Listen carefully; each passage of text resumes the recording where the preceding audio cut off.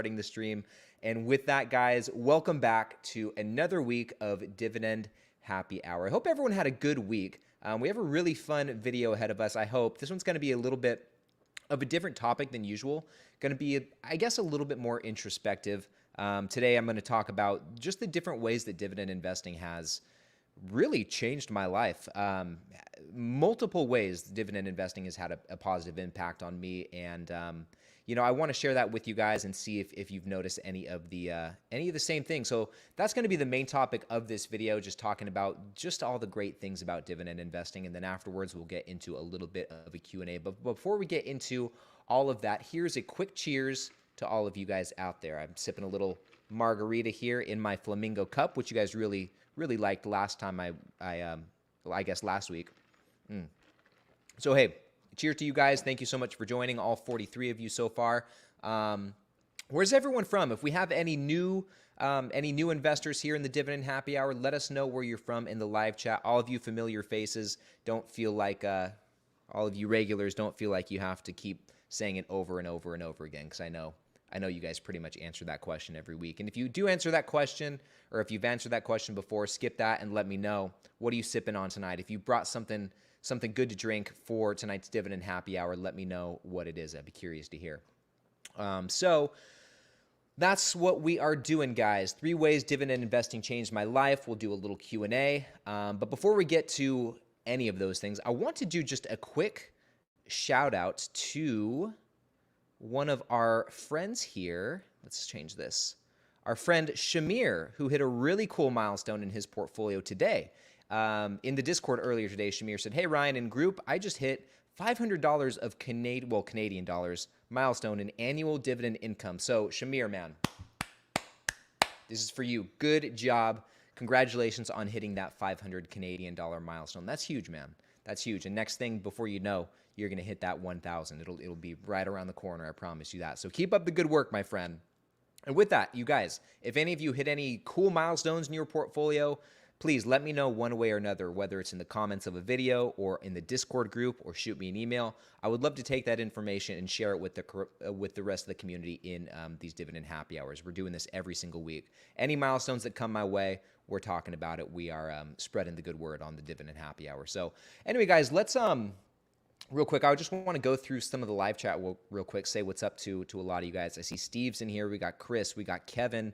We've got Kama. We've got Shaping, Rick, Kimpoy, Ben, Mountain High, as per usual, Shamir, Will, Pedro, Paolo, Jim, Kevin again, Nick.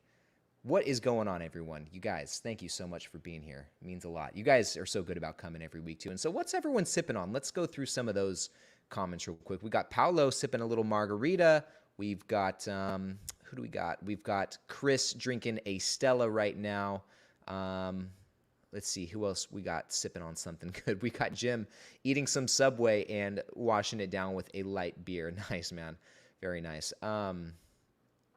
Very cool. Oh, we got Mountain High with a Misguided Angel. Sounds like a nice craft beer there. Good stuff. We got Kevin sipping on a Busch, and we got Chris, sipping on a Stella. And then we also have Chris here sipping on an Orange Rockstar. And last but not least, Anthony sipping on some Tito's. Okay.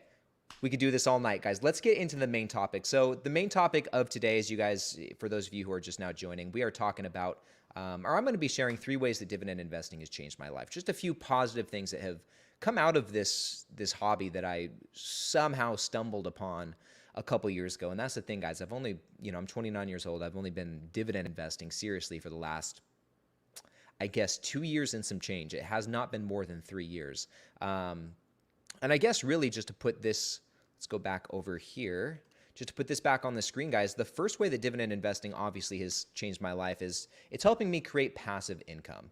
And that's, that's common sense. That's going to be a no-brainer. But just to give you guys some context, like 2 years ago, or almost 2 years ago, when I first started this channel, this screenshot here was from October 17th, 2020. So just almost 2 years ago. As you can see in my Robinhood portfolio there, I was sitting at about $6,600 compared to, well, $6,600 with probably no dividend income or very, very little dividend income coming in compared to today. Just a couple years later, my portfolio, the screen grab is from today. My portfolio is now sitting at $38,000, just over $38,000. And as you can see on the top right of that screenshot, my annual dividend income is now $1,766 or almost $150 coming in every single month. So just in 2 years, guys, have made some tremendous strides in this portfolio. And that's nothing special. Like, I really can't take any credit for that aside from just being consistent and being disciplined with investing, just buying more stocks every single week, continuing to contribute to my portfolio. That's really all it takes. And once again, real quick, guys, I know we had that whatever at the very beginning of this stream, but if I start lagging, if things start going slow or there's any issues, please let me know so I can try and adjust. Just putting that out there again. But anyway, guys, going back here. So, let me put this on the screen. Sorry, guys. Huge strides in the last couple of years. Basically, what is that? 6 into 36, 6 times my portfolio's value and more than 10x probably my dividend income. And if I keep going at this rate, guys, I mean, $150 coming in every single month is not, it's not a life-changing amount of money today. But guys, down the road, as many of you know, down the road, just keeping this up, it's going to be huge. And if we go over here to this market beat dividend calculator, we're going to forecast what this portfolio is going to look like, decades down the road. So this is all my portfolio stats right here. My starting principal, basically the portfolio value today, my dividend yield, my annual contributions. I'm contributing $150 every single week into my portfolio, which amounts to this dollar amount here. We've plugged in the expected dividend amount increase and then also the share price increase and even accounted for a little taxes. But we're going to forecast this out 20 years. And so here's where we're at today, guys. This is not too far off from where my portfolio currently is, as you saw a moment ago, just in terms of dividend income. And if we scroll down, I mean, just by year 10 years from now, we'll go from just about $1,800 in annual dividend income to just over $10,000, which is pretty unreal. And my portfolio balance will be about $220,000 or so, just a little bit over that. Now, if we do that for another 10 years, that $10,000 in annual dividend income and $220,000 in portfolio value will grow to be $36,000 in dividend income and over $700,000 in portfolio value. So just in 10 years, the portfolio value will more than triple, and as well as the dividend income, that will more than triple as well, which is pretty unreal. I mean, I don't know exactly what I'll be up to in the next 20 years, but I would imagine with this dollar amount right here combined with whatever the heck else I'm doing, I either won't have to work or I will have to work like pretty minimally, right? So it's going to be a pretty sweet deal. And even if we do that for another 5 years, so instead of 20 years, do 25 years, what is this going to look like? So just going from year 20, let's get out of this. Going from year 20 to 25, the portfolio goes from $36,000 in dividend income to almost doubling just in 5 years to $66,000 in dividend income. And also the portfolio size almost doubles as well. We'll go from $722,000 to $1.25 million basically.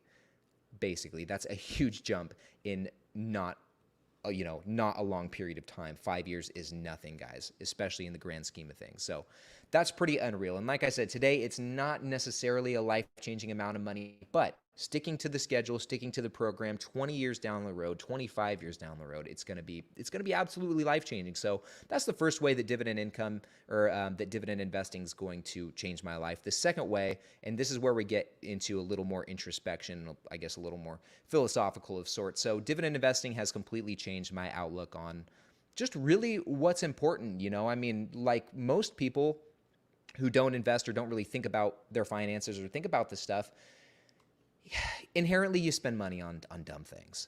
And the deeper that I got into investing and the deeper that I got into dividend investing, the less I wanted to do that stuff. And prior to all this, guys, I used to love, I'm just going to give one specific example. I used to love shopping. Loved shopping for clothes. Fun fact, in high school, which was a decade ago now, but fun fact, in high school, I was voted like best dressed. So always liked to look good, always liked to dress nice, and I loved going shopping, especially as a kid. And that carried over into my 20s as well. But once I started dividend investing, guys, it changed. And now, I mean, you guys can tell in my videos, I pretty much only just wear like plain t-shirts that I've had, plain t-shirts and, hats, trucker hats and I'm wearing gym shorts. You guys can't see that, but very basic. And this clothes that I've had for years. I have some gym shorts, I have some t-shirts, I have some hats that I've had upwards of a decade, well, probably not a decade, but a good amount of years. And that stuff, all that stuff, just spending money on those sort of things, it's just not important to me anymore. I'd much rather not spend money there, save it, and be able to invest it. To give you another example, I think I've told you guys, I'm planning on moving to Vegas, and actually will be moving officially which I can talk about this later if you guys want. We'll be moving at the end of this month, and my girlfriend and I were talking about selling this couch back here and, possibly buying another one. But after more consideration, we just decided, we're going to hold off.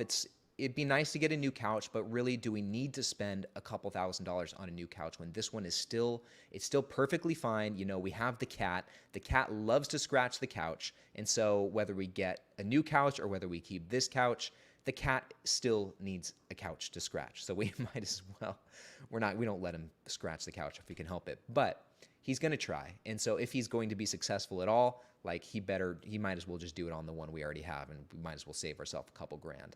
And furthermore, guys, like in every direction you turn, just going back to this screenshot real quick, really in every direction you turn, there is always something being shoved in your face to buy. Okay, whether it's new TVs, or you see an ad on Instagram, or you're walking by a store, or you see a commercial on TV, or whatever, there are always things that people are trying to get you to buy, always being shoved in your face. And in my opinion, this is where dividend investing has come into play. In my opinion, the want for the shiny new things, whether it's a new car or a new laptop or, where's my phone, a new iPhone every year, or what have you, instead of always, keeping up with the Joneses and trying to buy that shiny new thing, my want for financial freedom is far exceeds any of that stuff. And so it's helped me forego a lot of those, I guess, distractions, financial distractions. And it's helped me focus more so on what's really important. And, it's really helped me, I guess, say no to a lot of the consumerism that's out there. And, going back to the screenshot, guys, this is madness. This is probably Black Friday, but people are freaking out over the stuff to buy, spending money on TVs just because, spending money on phones just because. And it's such an easy thing to fall into if you let yourself do it. But after dividend investing and getting deeper into this stuff, my priorities have changed. And I guess that's probably the best way to put it. And moving on to the third point, dividend investing has completely changed the entire trajectory of my life in really more ways than one. But one of the most obvious, at least for me, is, if I would not have started dividend investing, I would not have started this channel. I wouldn't be here sitting with you guys today, sipping a margarita, talking about dividend stocks and creating financial freedom. Maybe I would have had a YouTube channel. It might have been towards something different, but I wouldn't be doing this here today. And even just having this channel and, investing in creating cash flow and striving for financial freedom has completely changed the trajectory of what I want to do with my life. I think prior to a lot of this stuff, I wasn't really sure, to be completely frank with you guys. I wasn't really sure what I wanted to do, just thinking in terms of career-wise. I'm really thinking out loud right now with you guys, but I wasn't really sure what exactly I wanted to do. I knew what I was interested in. I knew what I liked doing. I like fitness. I like lifting weights. I'm good with social media stuff, but I didn't really know specifically like what I wanted to do for a job, where I wanted to be, like what I could see myself doing for decades and decades until I decided I didn't want to work anymore. And I started this channel, now coming up on 2 years in October. And a lot of that changed for me. I mean, I can totally see myself doing this. Hopefully it'll happen at some point. But I could totally see myself doing this as like a full-time job, and I love doing it. It's like my favorite thing. I so look forward to being able to sit and chat with you guys every Friday night and put out videos on Sundays and Wednesdays, and it's just so much fun. And, it brings me, honestly, selfishly, it brings me a lot of fulfillment being able to talk about this stuff with you guys, because I see that it's impacted you as well. And I know if you guys are like me, I don't have anyone really in my own life like that I know personally, physically, that is into this stuff. And so it's been huge to be able to have this community and have you guys and be able to talk about this stuff and share our ideas and share this common interest. And man, even just from my skill set as a dividend investor, it's helped me make great strides in a much shorter amount of time. And so I'm very thankful to have started this YouTube channel and been able to do this, but it would not have been possible. It would not have happened if I didn't start dividend investing first. And that is probably the most important point that I want to make, and probably the biggest change that it has made for me. And I'm so thankful for that. And in closing, I guess those are the three ways that dividend investing really, I'm sure I could come up with a handful more. Just we could talk about discipline. We could talk about, working towards a goal. We can talk about those sort of things for sure. It's definitely, I probably should have included this on the slideshow presentation that I put together, but it definitely teaches you that as well. Now I'm kind of thinking off on the fly here, but it definitely teaches you discipline and consistency as well. And those are very important traits that can carry over into other aspects of your life, as I'm sure you can imagine. So I guess if there's like a fourth way that dividend investing has changed my life or enhanced it, it would definitely be that. Just another thing to stay disciplined towards. Yeah. And now with that, guys, I want to put it back on you, and I want to ask you the question, how has dividend investing made a positive impact in your life? And when you're, thinking about this and answering this question, put it in the live chat, put it in the comments below if you're watching the replay. But if you can, try and think of something beyond just the ability to create passive income. I know that's important and I know that's huge, but if there's any sort of depth deeper than that you've noticed dividend investing has had an impact on, I'd be very curious to hear about it. And I'd be curious to hear if we share any of the same ones, any of the ones that I mentioned earlier. So I'm looking forward to reading about that in the live chat. And I think that's probably going to be the place I'll start when we get to the Q&A here in just a moment. But as you guys are answering that question, leaving your responses there, take a little sip of margarita. And I'm going to start going through the comments and get something here on the screen. So let's see here. Yeah, and I'm very much looking forward to reading what you guys say. And I think this is an important component. Stop me before I ramble too much, but I think this is an important thing to talk about. I think oftentimes we always talk about what stocks to buy or, how much dividend income we're bringing in, but there's a really deep philosophical aspect and psychological aspect too to dividend investing that I don't think gets talked about enough.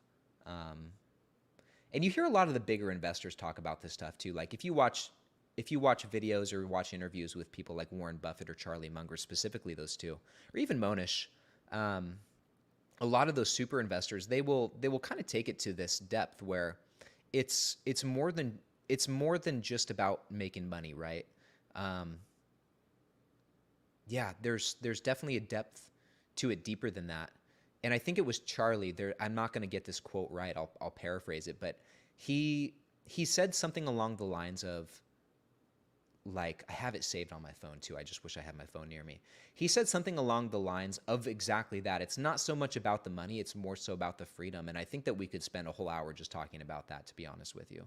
But anyway, let me, like I said, stop me before I ramble too much. Let me pull some of your guys' comments here on the screen. Or put some of your comments on the screen. Excuse me. Okay. Oh, Chris, this is a good question to start with. Ryan, can you grow a mullet or dreadlocks? No, man, Chris, I'll tell you what, dude. I've tried a good handful of times. I mean, you can see I'm pretty buzzed here. My hair's buzzed. Not feeling buzzed. But there's been a couple times that I've tried to like grow my hair out. And when I was younger, like when I was in high school and before, I had long hair, like down to here, pretty much all growing up. But then my senior year of high school, right before graduation, I cut it all off, buzzed it all off. And since then, I've never looked back. And there's been a couple of times that I've tried to grow it out again, but I just can't do it. I get probably 4-5 months into it at most, and I'm like, I just don't like it. I just don't like it. This is my look. So, I don't know. I don't need much variance. Like, this works just well for me in the same way that plain t-shirts work great for me too. You know what I mean? So I don't need to switch it up. I'm really happy with the look, so I'm sticking with it. And it's easy too. Like, I cut my own hair, takes 15 minutes. Too easy. Okay, let's put another comment on the screen here. Okay, high tech. This is a really great question. Hey, Ryan, is EPD a good dividend? I see it on your portfolio, and I was wondering if I should start a position. That's a really great question. So let's actually jump over to the screen. Let's do this guy. Let's jump over to the screen. We'll take a look real quick at EPD. I am a big fan of EPD. One important thing to note about this company, Enterprise Products Partners, is that it is an MLP, a Master Limited Partnership, and we can see that from the name right here. The LP stands for Limited Partnership. And essentially what that is, in case, high tech, you're not too familiar with Master Limited Partnerships, it's just a special type of entity.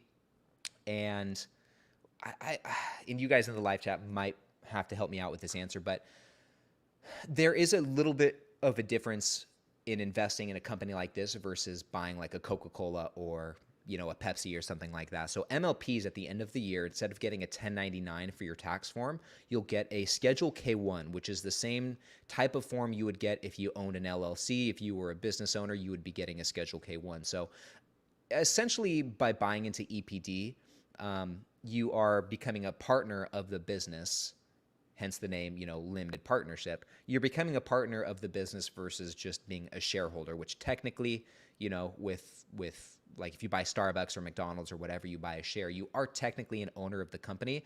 But this is a little bit different than that.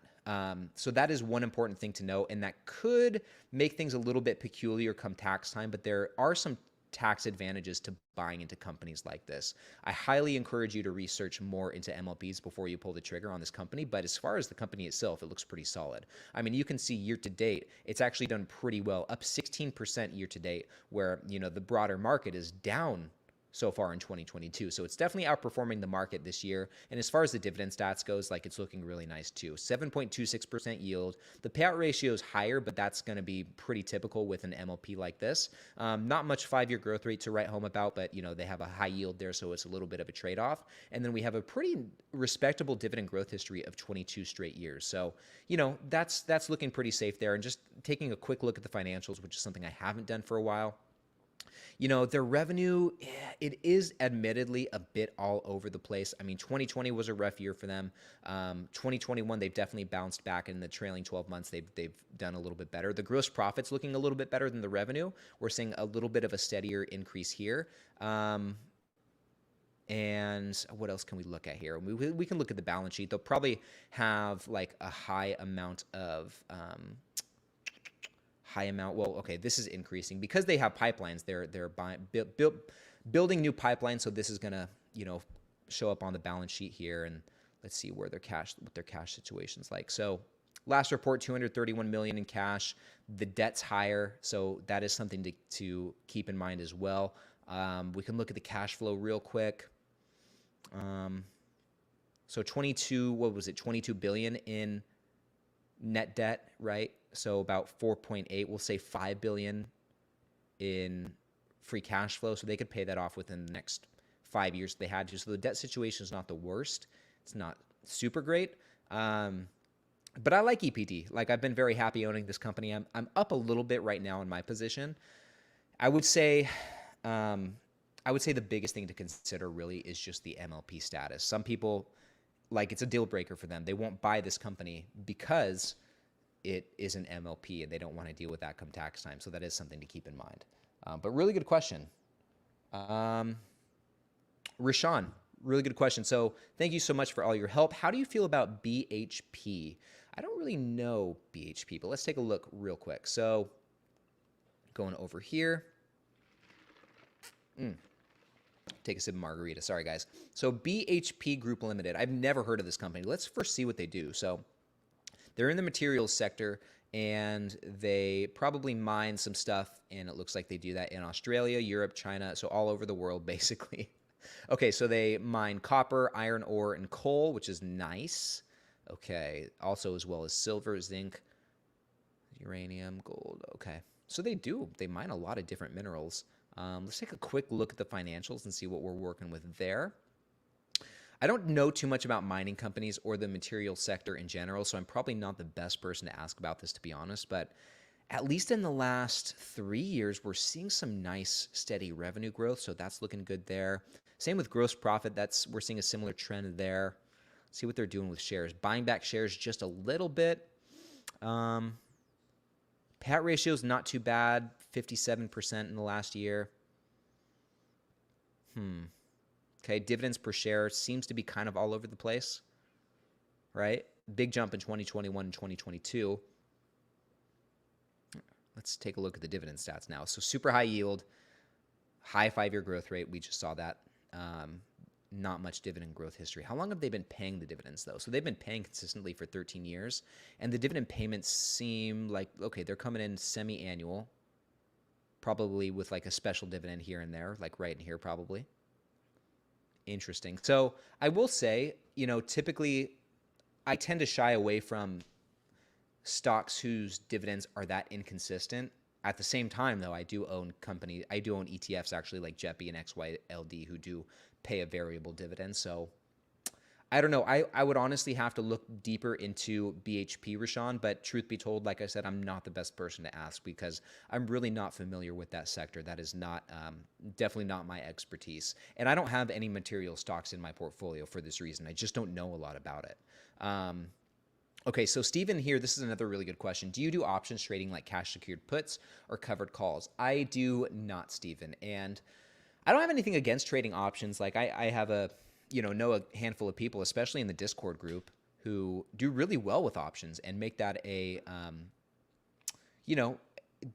definitely do a really good job of implementing that into their portfolio or into their strategy, I guess, to make more cash flow. I personally don't trade options now. I might in the future, but the reason I don't is just because I really don't have the cash to get into that. Like if I was going to trade or do cash secured puts, I don't want to set aside the money to do that. And as far as covered calls go, the only stock that I have that's over 100 shares that I have over 100 shares in is AT&T. So in time, I might start trading options, but it's not something I'm in a huge rush to do. But it does seem like it's a really good way to increase your passive income.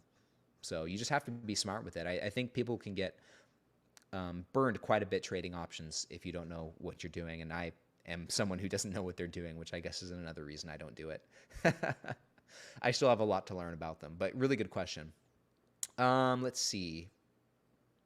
Yeah, so best dressed. So, when in high school, like in the yearbooks at the end of the year, there's always those different categories, like most likely to succeed, most likely to, end up in jail, best car, best, biggest flirt. There's different categories that people can win, I guess, and I won best dressed, and there's always a guy and a girl in that category. And I was the guy for best dressed. So I don't know, maybe they didn't do that in your day, Chris. I don't know. Let's see here. Okay, Steven. So any thoughts on precious metals, speaking of shiny things? Not particularly. I would like to, at some point, I do like the idea of collecting gold, like gold coins or bars or silver as well. I like the idea of like buying a safe and storing gold. That seems cool to me. I don't know. That's as far as precious metals go. That's as far as I've gotten.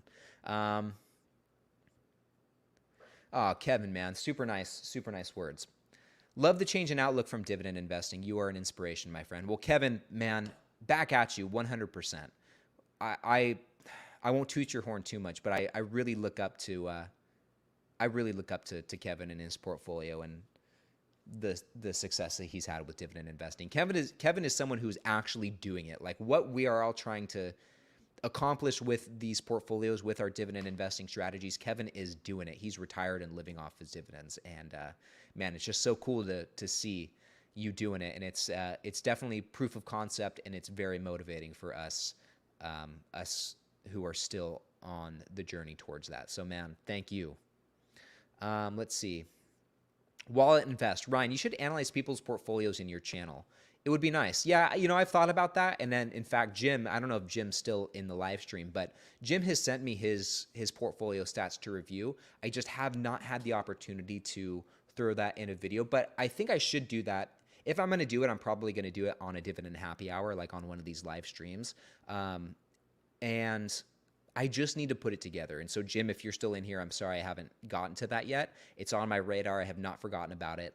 But I do like the idea of doing some portfolio reviews. But at the same time, like I guess one of my holdups with doing that is I'm really not. It's just an opinion. Like I said, I've only been doing this for a couple years. I'm probably not the most qualified to critique other people's portfolios. And like, it's honestly like, not knowing me, it's just probably going to be lame. Like, I probably will only have nice things to say, like, oh, looks like you have some nice high yielders in there. Good job. But I don't know. I should probably give it a shot. I should give it a try. Chris, can we talk about dividend ETFs? Absolutely, man. Ask away. What do you want to talk about dividend ETFs? We can talk about those. Okay, so Dennis here, on the topic of, dividend investing and kind of how it's impacted you in your life. So he says, I agree that once I started investing, it really caused me to pause before buying anything to consider that opportunity cost. Great call out. And that's not to say you need to live like a hermit and not do anything just so you can save all of your cash to put in your portfolio.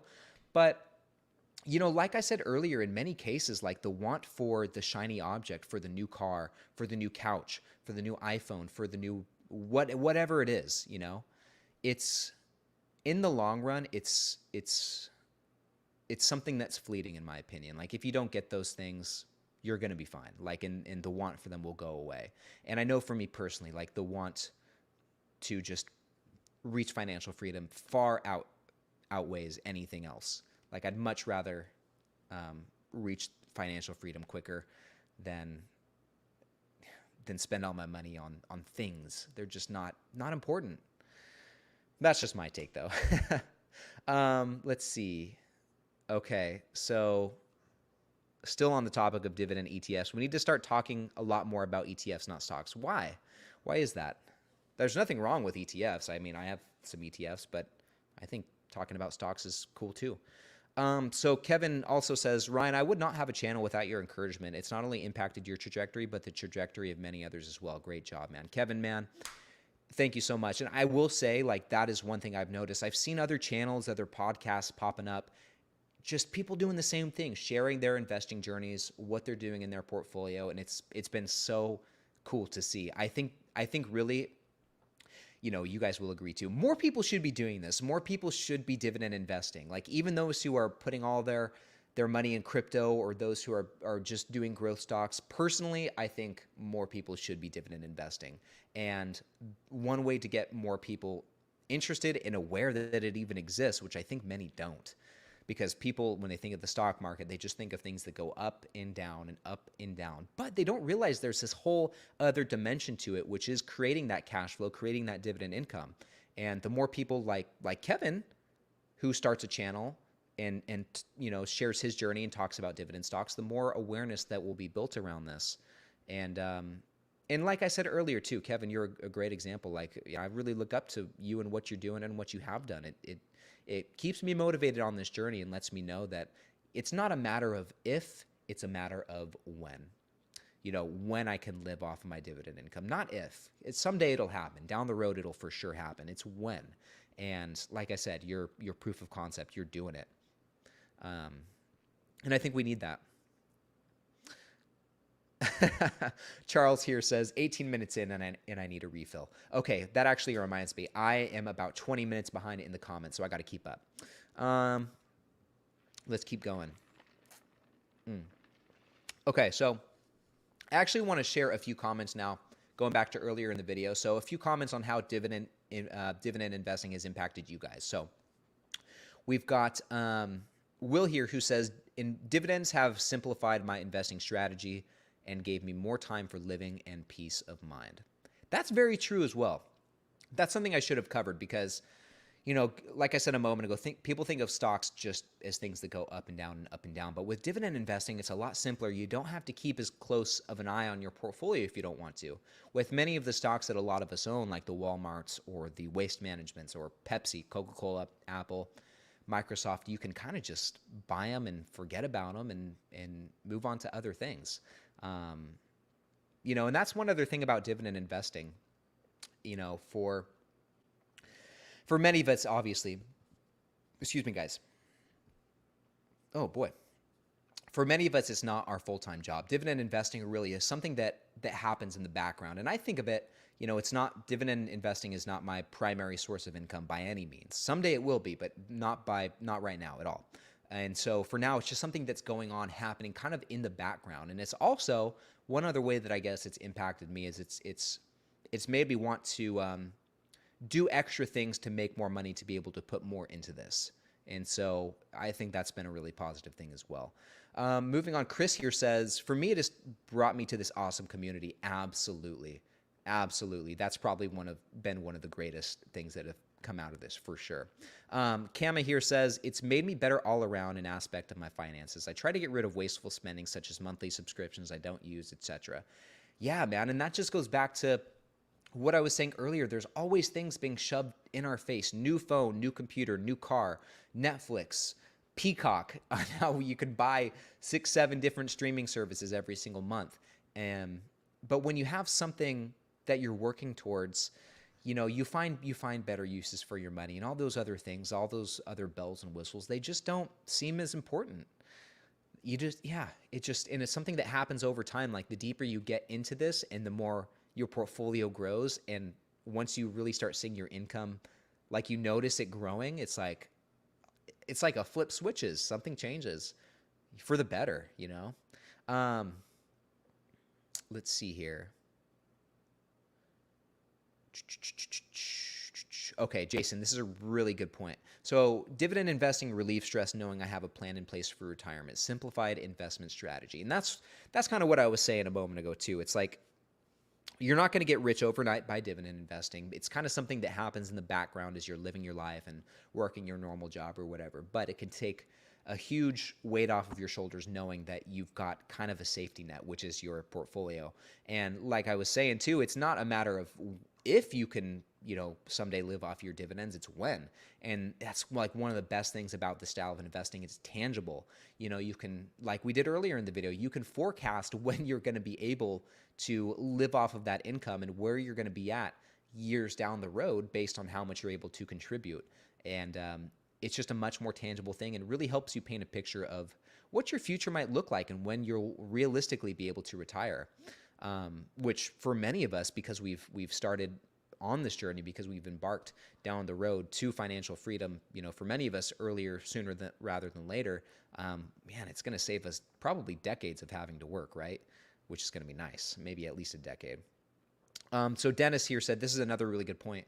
I love that I'm helping my kids understand the power of investing, dividends, and the magic of compounding. Wish I had heard more about this when I was younger. Absolutely. And everyone's going to say this. I wish I had started younger. I wish I had started investing sooner. And it's been really cool. Like there's a few people that come in the live chats or that watch these videos who are like 16, 18 years old, 20 years old, and 29.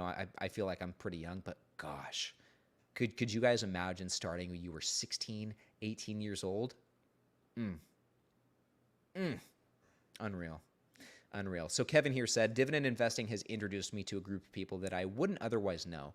I look forward to chatting with all my friends on the Discord each day. Absolutely. Like that's kind of like, who was saying that a moment ago? Was it was Chris. Just being able to have this community is, it's been pretty priceless, and it's been very cool to connect with all of you guys, and I'm very thankful for that. And actually, I'll drink to that. Here's the community. So let's see, Kevin here. Living a life by my design, moving toward financial freedom. Absolutely. And I think that's a sentiment or a characteristic that many of us dividend investors share. All of this, like the journey to financial freedom is we're just trying to put ourselves in a position where we can live life on our own terms and do things that we want to do on our own time. Yeah. And I think that's, I don't know. I just think that's really cool that you guys are all on the journey too. And like I said, it's not a matter of if, it's a matter of when. And for now, we got to tough it out. But at some point, we'll be able to live that life by design. And it's cool seeing kind of the light at the end of the tunnel with each new dividend that comes in.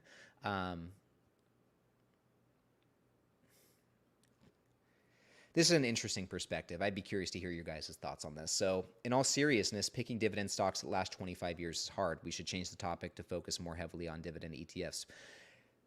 Yeah, but you know what, Chris? Like some of us we like doing the research into these individual stocks. It's hard, but it's fun. Lifting weights is hard. It's not easy to go deadlift 405 pounds, but it gives you something to work towards, and it's fun. And you know, we like doing the research. We like getting into the weeds with a lot of these companies and digging through the financial statements and and taking a look at the dividend stats and comparing competitors and learning about these companies. There's just it's a lot of work that goes into it, but it's fun being able to build and customize your portfolio to your liking based on the things that you think are going to work out. And I think in some capacity, like your portfolio is a reflection of yourself, and just solely buying dividend ETFs takes away from that a little bit. And there's different kinds of investors too. Like, there's some people who like to be in the weeds, like I was saying, and do the research and pick their stocks. But then there's other people, to your point, who don't want to deal with that because it's too hard. Like, who's got the time? Who's got the time to just invest in individual stocks? Like, there's some people who would just rather set it and forget it, and that's where the ETFs come into play. And I don't think there's much a right or wrong answer here. I just think it comes down to preference. But I don't know. I don't know. There's a lot of gray area here. Okay, Steven, good, really good comment. So just starting off, little over $500 on Robinhood, hoping to start a small media company, hoping to gain freedom and a pathway from current employment to my company, around 1,100 in silver. That's cool that you have some silver. That's really cool, man. And go for that media company. I'd actually be curious to hear about what you're doing with that, whether it's photo or video or what you're doing. But I think your attempt to reach freedom in some capacity is awesome. And like I said, that's really, at the end of the day, that's what a lot of us dividend investors were at. And that was the point when I was talking about that Charlie Munger quote earlier in the video. That's really what I was trying to convey, is he more or less said the same thing. It's like, the net worth is cool, but really it's just about having the freedom. And I know a lot of you guys are like me. It's, you don't need the Ferrari, you don't need the Lamborghini. If they come, cool, but it's like, it's not why we're doing this at all. So let's see, keep going here. So Corey here agrees with Chris on the ETFs, and that's cool. Like I said, it's preference. It totally comes down to preference, really. Let's see, keep it going here. I'm still about 20 minutes behind on the comments, so I'll speed up here quick. I see Russ in the live chat. Russ, what's going on, man? Hey, Russ, if you're still in the live chat, man, do you want to hop on for the last 10, 15 minutes of the live chat? Or of the live stream, I'm sorry. Say what's up.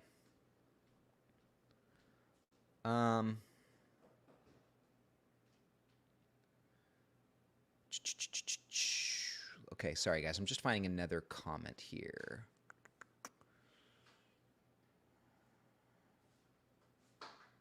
Let's see, guys. I'm just trying to catch up. I've just fast forwarded to now I'm like 7 minutes behind. So let's see.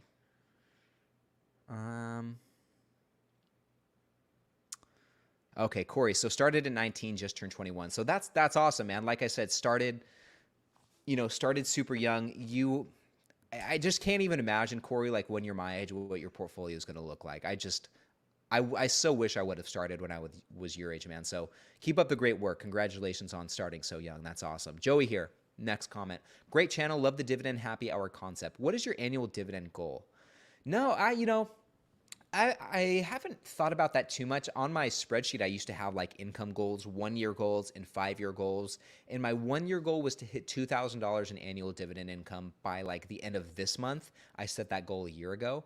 I'm not going to hit it. I'll probably realistically be about $200 short, which is okay. My 5-year goal was to hit $5,000 in annual dividend income, and it's TBD on that one. We'll have to see where it goes. But Joey, more than anything, man, I'm in a really good routine right now with my portfolio where, I'm contributing the same amount every week. It's manageable.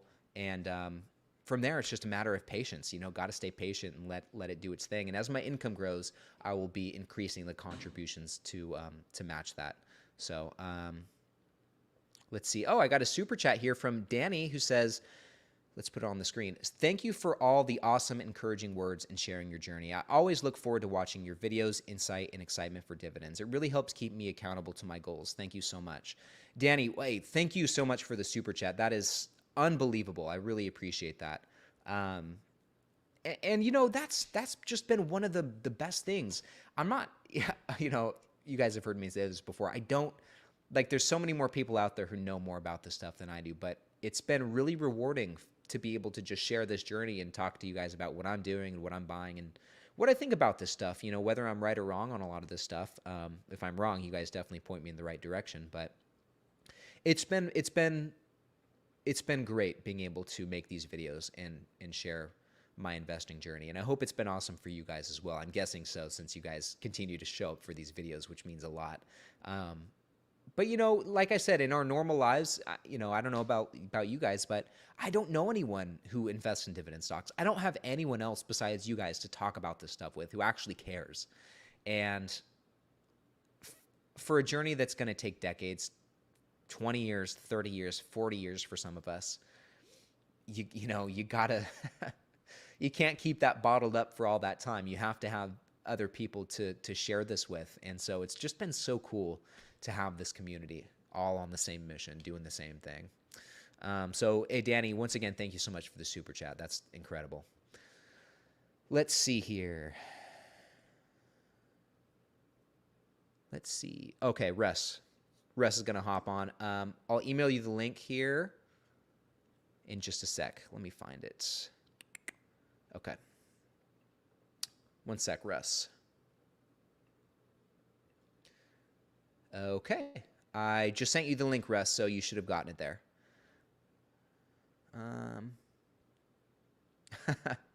Russ just said, I like you, but I'm not in love with you. Yeah, I know. I know. Don't I know it? Charles. Okay, so this is a really interesting point too. All my kids have their own portfolio. I want them to have something when I leave this world. That's one of the other great things about dividend investing, I think, compared to other styles of investing, because, down the road, if you have a stock that doesn't pay a dividend, obviously you're going to have to sell that stock to be able to, I guess, reap the rewards of that investment, right?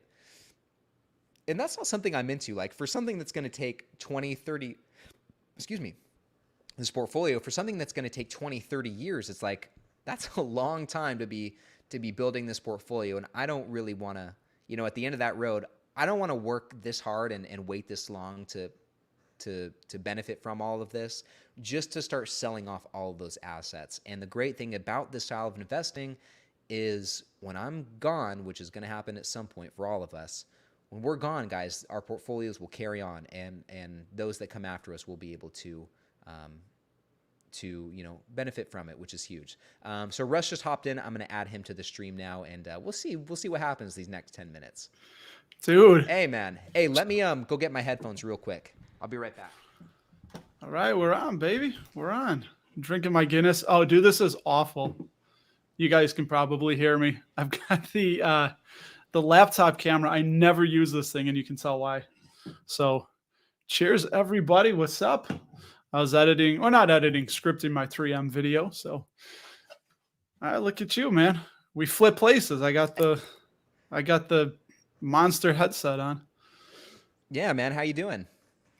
I was scripting my 3M video, so going over some interesting things on it. But yeah, I was telling everybody, I didn't have time to set up my Canon, the nice camera, so I got the laptop rolling here. Yeah, man, that's what I'm doing too. Whenever I do these live streams, I just use my laptop webcam. I think we've talked about this. My computer or my internet's not fast enough to use my actual camera, so there's just always a lag. So I'm like, Might as well just use the webcam.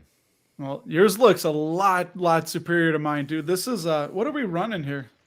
I got a NVIDIA GeForce GTX and Intel. Look at that, 2 dividend stock. Oh, it's an HP Pavilion. That's 3. Nice. This thing's old. I think it's showing its age. But yeah, I don't ever use Hey, these. man, did you I don't know how close the tabs you keep on stocks like Nvidia and AMD, but did you see the recent news that came out about those 2 companies? Yeah, they're probably going to have to get licenses, is what's going to end up happening. So the U.S. government, I don't know if you talked about it, the U.S. government has put new restrictions on China and Russia, and it's going to affect NVIDIA. I think they said it's going to materially impact their business, like $400 million in revenue. And it was 2 chips. I don't remember the names. I talked about it on my podcast. That's just why I didn't know you're going to ask about this. I'm just usually not this knowledgeable about random things. And yeah, so AMD said it wasn't material impacting their business, which is interesting because they said it's going to affect one of their chip sales to China. So, okay. But yeah, NVIDIA fell a lot harder. And yeah, not a stock I probably should buy some, but that dividend yield is just so stupidly low. I think they would need to get down to $16 a share right now in order to have a 1% yield. So, I'll stick with my Intel and for better or worse, I guess. Yeah, that's what I was going to say, man. Just in terms of the dividend, really, Intel just has so much more to offer. It's going to be interesting to see what happens with Intel over the years. So actually on that note, I know what you're doing with 3. Oops, sorry, Russ. I took you off the screen there. I know what you're doing with 3M. Are you taking like a similar approach to Intel where you're just holding, you're just writing this out? I know you have those 100 shares. Are you just kind of sitting on them, just waiting for see what happens or what? At this point, yes. The only thing I might do is we'll see where they're at the end of the year. I potentially might sell that for a tax loss harvest, meaning that if anybody's not familiar with tax loss harvesting, is up to $3,000 in a taxable account. You can sell any position that you're down on and use that to lower your taxable income. And you can't buy it though for 30 days across any account. You can't sell it in a taxable and then buy it in 5 days in a Roth. So as something I found out. But I might do that. And obviously the only downside though is waiting for it to come back up, because you could sell and then it could shoot up and you'd lose out on some of those gains. But consequently, I could sell that. And then on the same day, I could buy something similar like NVIDIA or like, Cisco. It just can't be the same exact ticker because otherwise it would violate the wash rule. So that's probably the only reason I might sell it. But as of things are right now, for those that follow along, I was selling a cash secured put on it, and that was at $47 a share. So it's not looking really good right now. But hey, with it being a long marathon, long-term game, I just got paid dividends today, this morning, $44 and I think 15 cents on those. Well, I have like 121 shares in the one account, but hey, you know what? Get paid to wait. I think they're going to be okay. And sorry to take over here, but with Pat Gelsinger at the helm, they say chip cycles take between 3 to 5 years to really come into fruition. And he's been at the helm, like I said, 18 months. So it's also facing a potential recession and a slowdown in the PC and data center markets. So there's a lot of headwinds that are facing Intel right now, and that's why they're pretty much getting beat up so badly. But yeah, I'm gonna hold them, and I think I believe in Pat.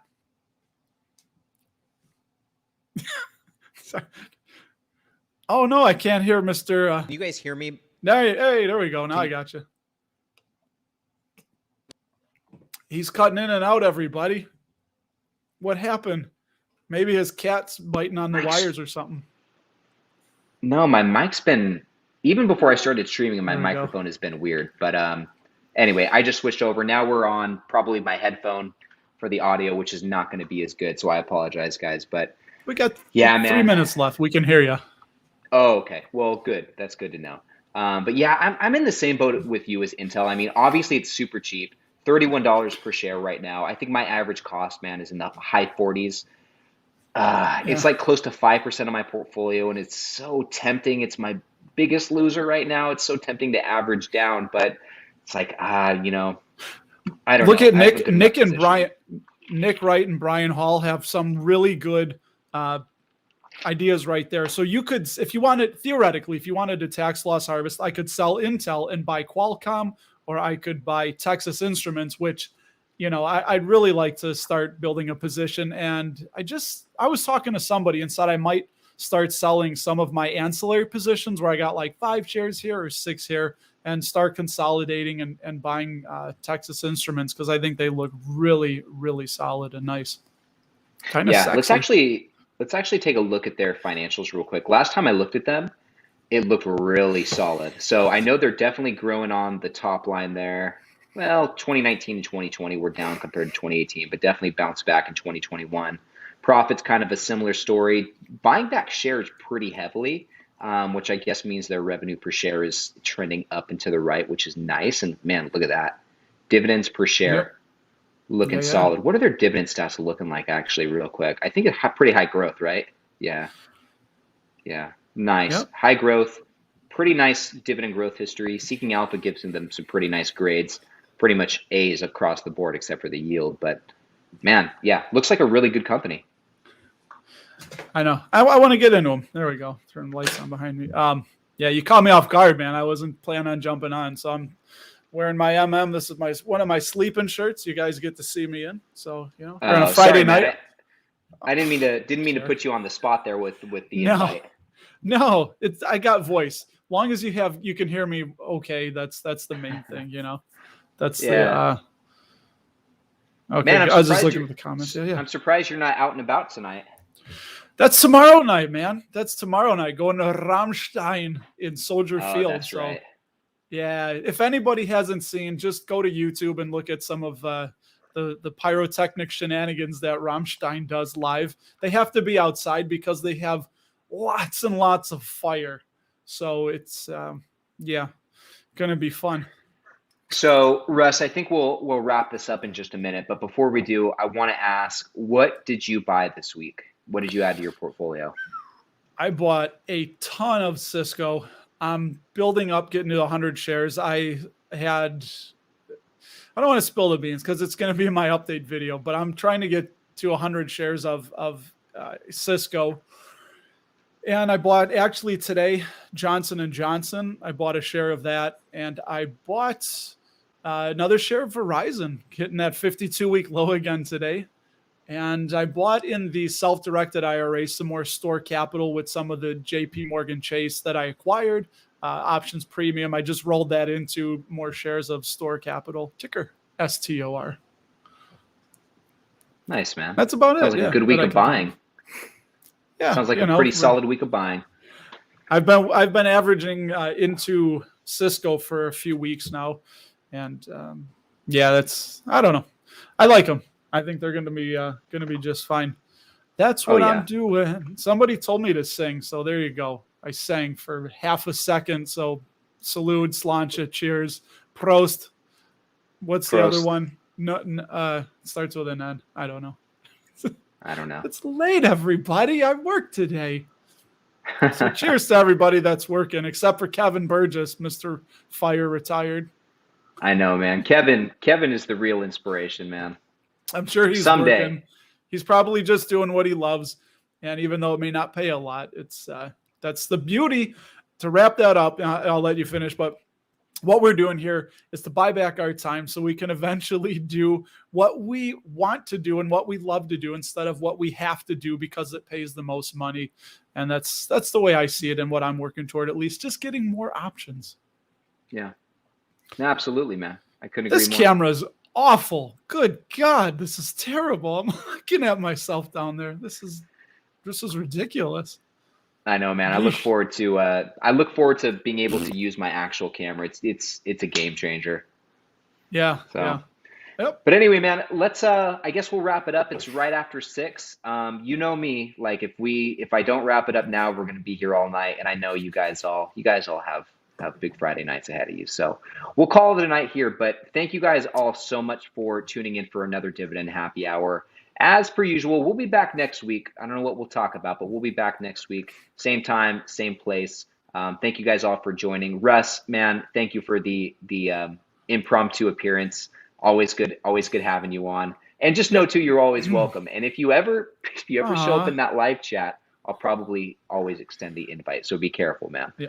Sounds Um, good. but yeah, thank you everyone. I hope you guys all have a great night and a fantastic weekend, and keep up the great work. You guys are rock stars. So we'll see you next time.